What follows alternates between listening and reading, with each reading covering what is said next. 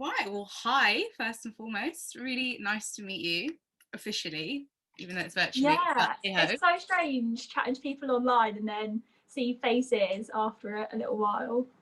It's yeah, I nice. guess you've got to do what you got to do. So yeah, I just want to say thank you for having this chat with me, as you know, another young person who's kind of eco obsessed, such as myself. So it's nice. Yeah, Um, if you can just tell me a little bit about what you're doing and why you're doing it, that would be fantastic. Just introduce yourself. yeah. Yeah, so I'm Coren. I run SeaForYourselfCo. I started my business about a year ago, just over a year ago in October. And I started the whole business because I went traveling. I've done lots of traveling before, but this was like the first time I'd been traveling to like a place where I'd really incurred like plastic and how much it had like impacted on me. So I went to New Zealand first for 2 months, and it was just all beautiful. So it's like a lovely place, like hiking, everywhere's so clean. And then I went to the typical Instagram place of Bali, where As you everyone do. goes. Did you And go by yourself? no, so I travel with my boyfriend Okay. most of the time. But when I went to Bali, I see all these Instagram photos. You're like, oh, it's amazing, and it just didn't live up to what it was. Like, it was such a letdown. There was just rubbish everywhere. And I mean, I've been to India. I've seen like poverty, and I've seen plastic in that way. So you kind of expect it. But Instagram gave us such a false security when we went there. And there's this big storm one night. The next day we went to this beautiful beach, which we'd been to before, and it was just full of plastic. Like, you were just walking through a landfill site, it was covered. Because of this storm, it was just like coming in with the waves. Even the next few days when we were surfing, it was just coming onto your surfboard. It was just like ridiculous. So we went back out a few days and we were collecting this rubbish with the locals, and we were like, well, what happens to it? Like, where does it go? And it just goes into landfill and ends up back in the sea. So it's like, even though you're dragging it out, it's going back again. So that really shook me. We were in Bali for a month, and we've seen a couple of times this happening. We were like, right, either it's the season we're there because it's rainy season and it's more prone to floods and things like that, that maybe it's just the time of year that we're here, but I'm not sure about it.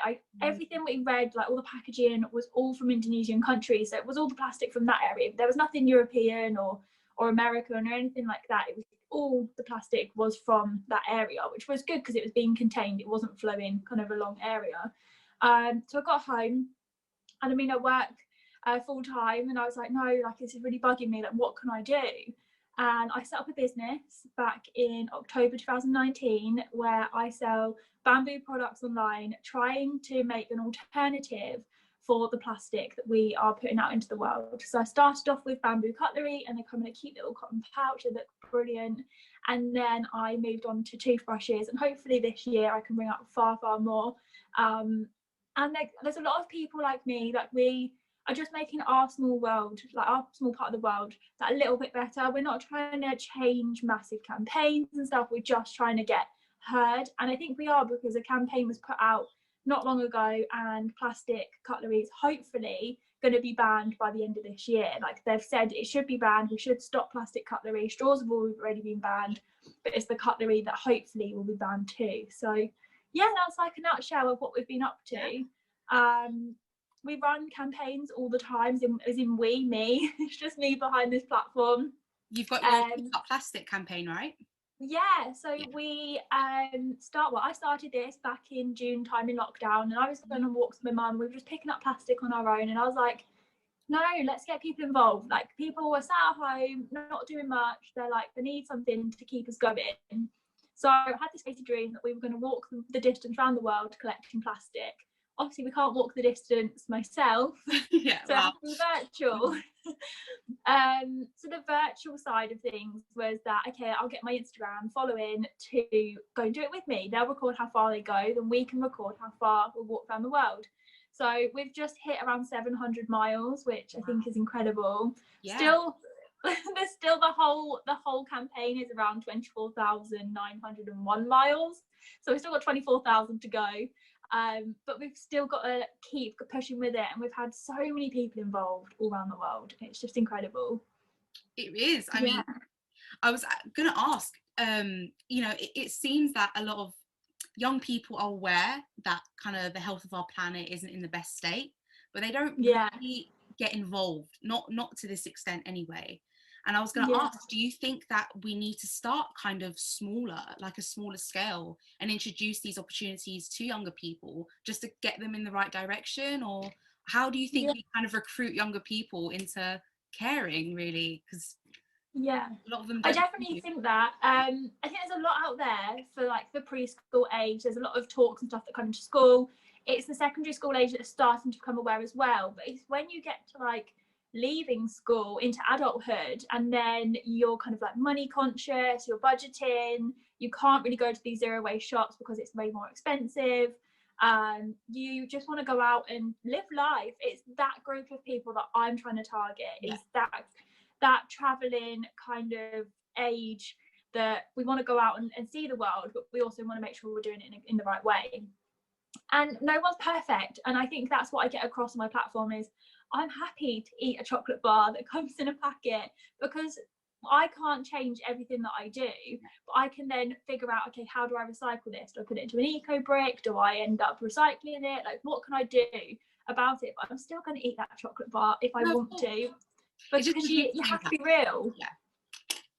Got to be real, so real. And I think it's just getting people involved with fun things like this. Like, people want to go out for walks during lockdown, they want to get out in the community, and that's what we need to do, is just get more people involved. And it's these travel people. If you're out on a walk down a beach, take a bag with you, or just gather what you can, and there's plenty of bins around. Just bin it as and when you get to the next bin, and you don't have to carry it around with you.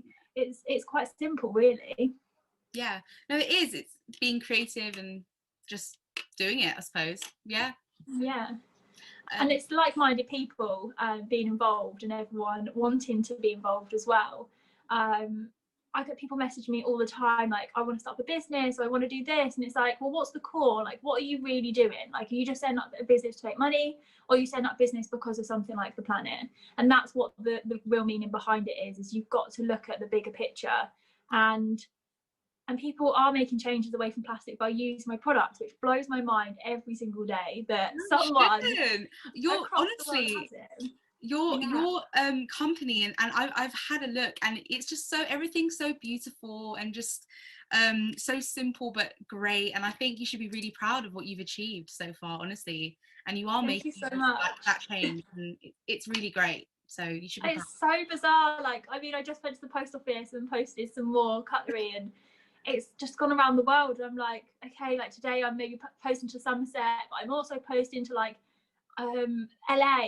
Like, I'm just like, what? Like, how can this like happen? And it's because people then follow my Instagram or follow any other social media platform, and they're like, yeah, I quite like what you're doing. So it's not just getting behind that. And also, like, every cutlery I sell or every toothbrush I sell, 20p goes towards a charity. And the charity for this year is a clean-up charity called 100 Tons of Plastic, which are just amazing. Two lovely guys from the south of England going out there. They set it up a couple of years ago, and they just clean up beaches. That's all they do. They're not for profit. They just clean up beaches. And they were in desperate need of some more grabbers, bin bags, like buckets, like everything they needed. So we've been working with them since July and managed to get them over £100 to get those things that they need to continue the cleanups. Wow. So that's then reducing our carbon footprint because we're helping them clean up more plastic. So it's all a big cycle. You've got to help each other out, definitely. Absolutely, I agree. Yeah. I noticed as well on your website, you're selling a Veganuary starter pack. Now, are you a vegan yourself? And if so, do you think that a vegan lifestyle is the way forward for the planet? Yeah. Okay. I'm not vegan. Okay. There's many reasons why I would like to be, and there's many reasons why I don't want to be currently. I eat at least 2 or 3 meals a week that are vegan, but I mainly eat meat as well. I think you've got to look local. You've got to look where you're shopping. My thing with Veganuary currently is that people who are going on this journey are buying things like avocados and mangoes and things that aren't grown in the UK, which then have to then be shipped in. Mm-hmm. Why don't we make a Veganuary or like an area of just shopping local? Okay, go vegan, but you have to eat the local produce. So that's what I'm trying to do, is trying to come as local as possible, but still get everything in my diet. And I'm struggling with the whole vegan concept at the moment, but I am moving towards it. I think it's around the packaging as well. Meat comes packaged in plastic quite often, but then so does the alternative. Like tofu comes wrapped in plastic. Like it's just a bit of balance for me. And I mean, I still quite like the taste of meat, although tofu is quite nice. Sometimes I just don't know how to cook it properly, so I'm learning, but I think we need to shop local. We need to support small businesses, but we also need to support all of the poor farmers that are going through, I don't want to say the B word, but Brexit. They're struggling with outsourcing their stuff, and we need to support them. We need to support local rather than buying our avocados and our mangoes from abroad. Absolutely. Yeah, I agree. It's a struggle, but unfortunately it's a marketing ploy. That's veganuary is a massive marketing ploy, and if you didn't step into it, you would lose out on business. And that's the cutthroat of it, is you have to be involved in it to get people's attention, to then see the other stuff. And you have to, unfortunately, Google works in mysterious ways where you have to have these words in there because that's what people search. And then you can put the information behind it all, and then people find my Instagram platform and hear me talk about these things. It then kind of makes people more aware. But unfortunately, marketing works in mysterious ways. It does. And Google, it does. It's kind of a dark world. Don't really want to. Yeah, it is. But okay. Really, I suppose also, where does your passion come from? I mean, you're so passionate, which is so fantastic. Does it stem from anywhere, or did you grow up maybe in like a really green area, or what? Where does it come from? I don't actually know. I think I'm just naturally a really positive person, and then once I find that thing, I kind of cling on to it. Like, I've never found that thing. Like, my boyfriend has hobbies that he's had since he was a child. Like, I've tried dance, I've tried trampoline, I've tried all these things. I've just never stuck with it. It's just never been a fit for me. And this is the longest thing I've stuck with, and it's been around 3 years now. And I'm like, oh, okay, like maybe I'm good at this. Maybe this is something that I'm into. And I think it's just as long as you're happy and you have a passion for it, just keep going with it. I try not to put too much pressure on making these big steps and these big outcomes, because it puts pressure on then my followers and the people that watch me to then change. I don't want to make anyone feel pressured that they have to make all these changes. But these small changes, if we all do one thing, it can make a massive difference. Like I always say, if you go on a walk, if you just collect 5 pieces of plastic, that's then 5 pieces less than there was yesterday. And those big steps are just like, okay, if we all do these things, it's amazing. Like, I saw something on TikTok, and I posted earlier, and it says, okay, so if I get 30 people watching me, I'm going to be so happy. If 30 people walk through my door and they're watching me do something, I'm going to be so overwhelmed by that. But if 30 people watch me online, I'm like, oh, only 30 people watch me. Like, it's just that, like, disconnection from online. And I'm happy if 30 people want to come and buy my cutlery, I'm more than happy. But the online world is telling us, no, that's not good enough. And I don't think it is good enough. We've got to keep pushing forward and just having that small group of people to support us. I mean, my platform isn't massive, but I do have a good group of friends. I will call them friends, because I talk to them every day. And that's what it's all about, is those people maybe didn't think about plastic before, and now they are. And I'm proud of that. No, you should be. It's amazing. Thank you. And I think you're right. It's all about changing that mindset of, why can't I just go out and just pick up the plastic that I see on the floor if I can? I mean, why not? And also not being responsible for putting it there in the first place.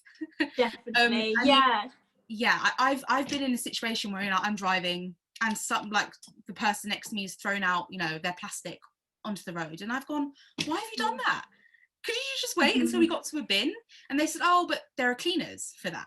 And that's just such a bad mindset to have. It's so bizarre. Like, my MP came out on a clean up with me, and he saw that I'd been out the week before, and he was like, oh, you sure you want to go to this area? You were only cleaning it up the week before. I was like, trust me, like, you've seen that I was here the week before, you saw how much I collected.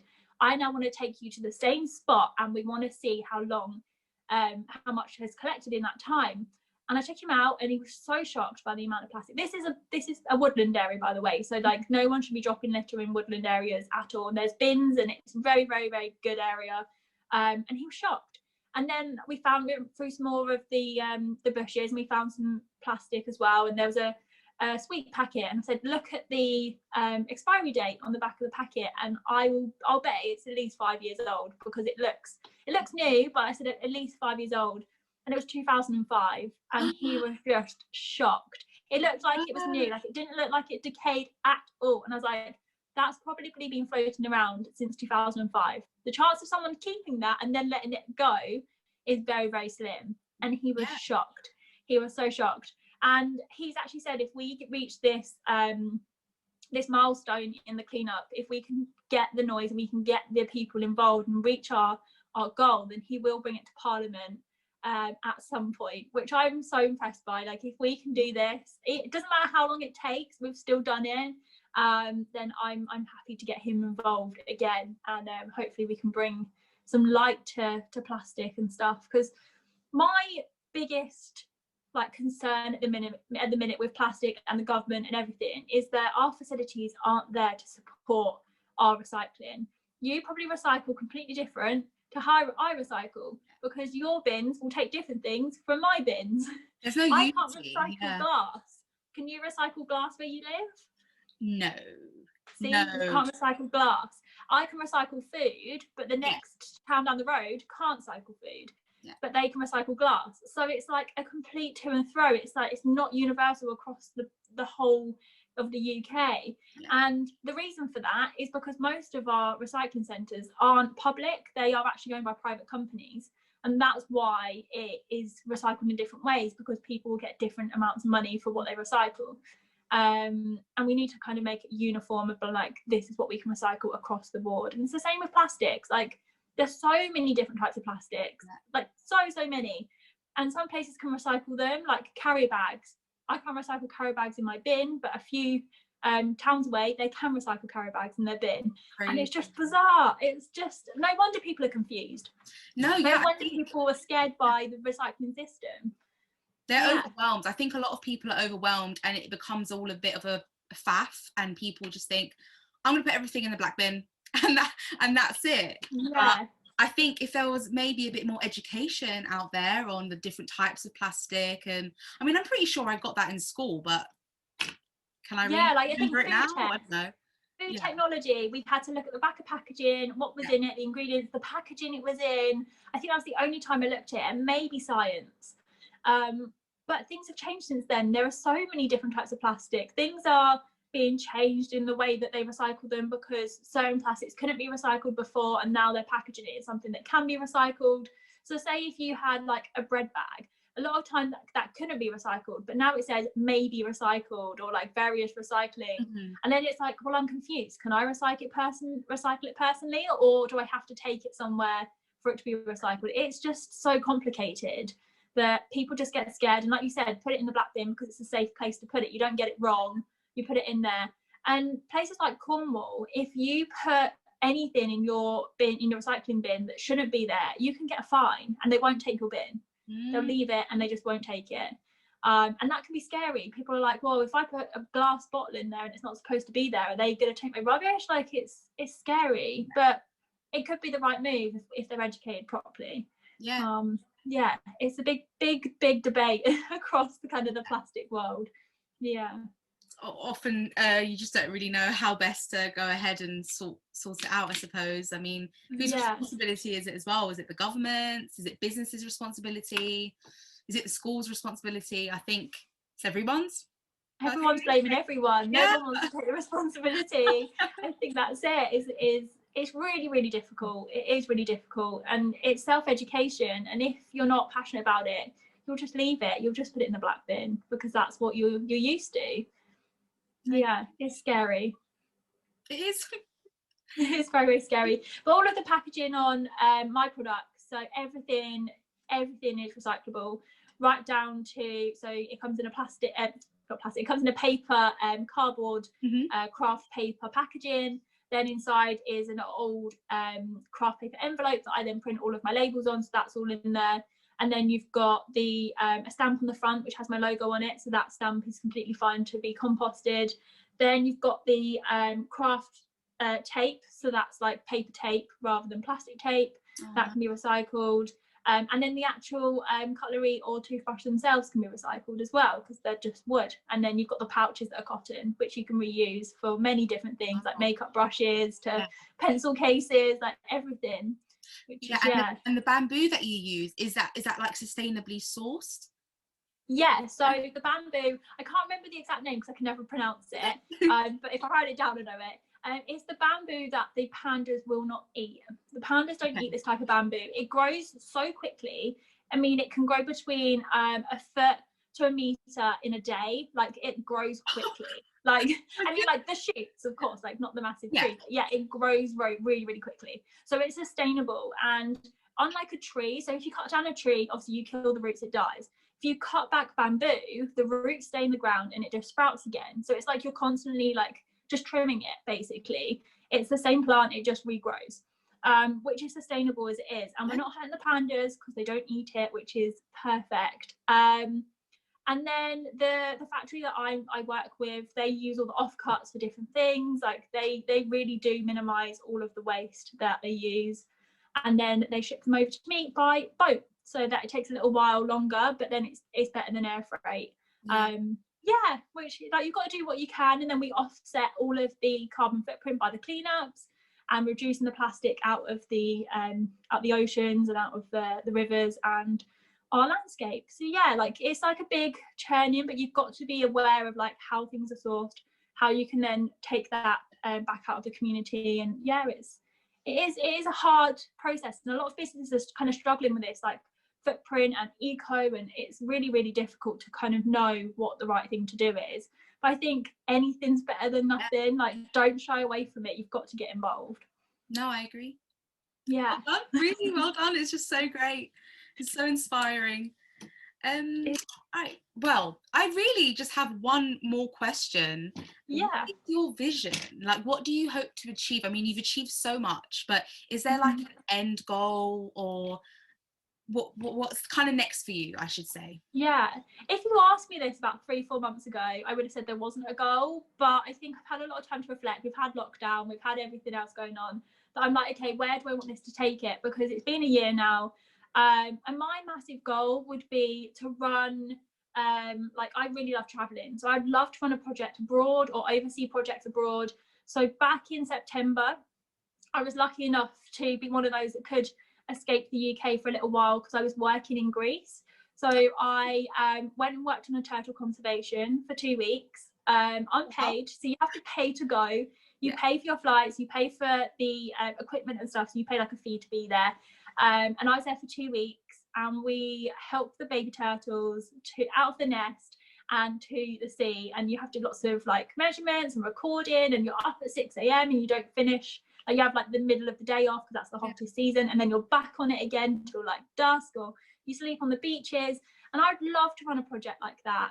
I think because of, I could see it firsthand how much that helped. And it's not just like the awareness of all the people that go on there. There's a lot of recording. Like, we had a lot of data, we had a lot of responsibility when we were there. I'd love to run something like that, either like with the turtles, or my background is in health, maybe something around that, maybe like nutrition or something. But I'd love to run a project abroad and have people come out and work on it.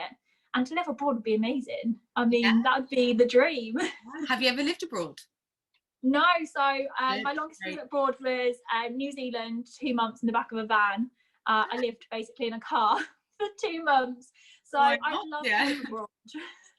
I really would. And I think like something like New Zealand, where they've got like the coral reef projects, like they've got whales out there, they do lots of stuff with the whales. Like, I don't know, I'm not sure what area yet, but I would love to run a project abroad and educate. So like, I talk to a lot of people who are around the age of like 16 to 18 who aren't sure about how to travel or what projects are safe. Those kind of people, I want to be able to come out, I can collect them from the airport or whatever, however the project is, and then they work with us for 2 weeks and then they can go home. Like, it's a safe transaction, like I did in Greece.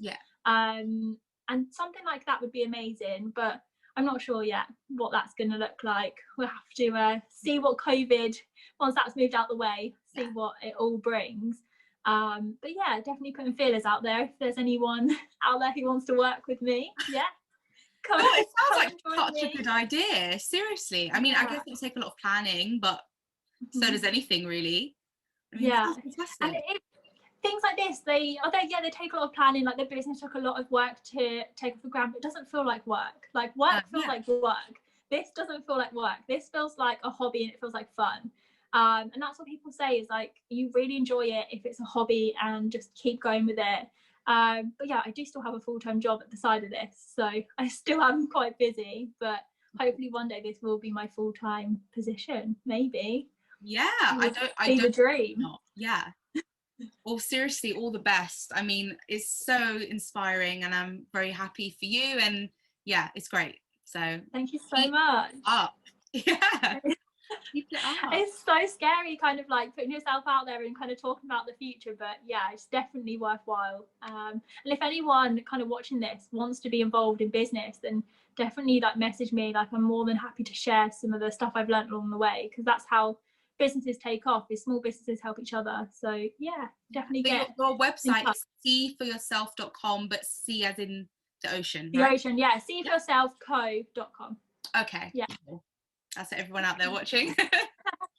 All right. Well, honestly, have you got anything else you want to just put out there about your business, about the environment? I don't know, just head over to Instagram. That's mainly where you can find out what I'm up to. It's usually the day before I come up with these crazy ideas and I just go with them. There's no real plan. I'm just like, yeah, let's just post this today. So that's probably the best place to get me, and that's SeaForYourselfCo on Instagram. You'll probably find out what I'm up to over there. All right. Yeah, I know. I watch your stories. I love it. I'm like, oh, on this beach today. Oh, yeah, it's great. So, yeah. All right. Well, all the best, seriously. And Thanks so much. keep it up. It's really great. Thank you. Right. Well, you're welcome. Thank you for talking with me as well. It's been fantastic. That's right. I've really enjoyed it. It's great Yay. fun. All right, cool. I'm sure we'll be in contact soon. And when this all goes up, we'll let you know. Yeah, okay? definitely. Thank you so much. Thank you so much for your time, Coren, okay? Thank you. Thank you. Bye. Bye. Bye-bye. Bye. Bye.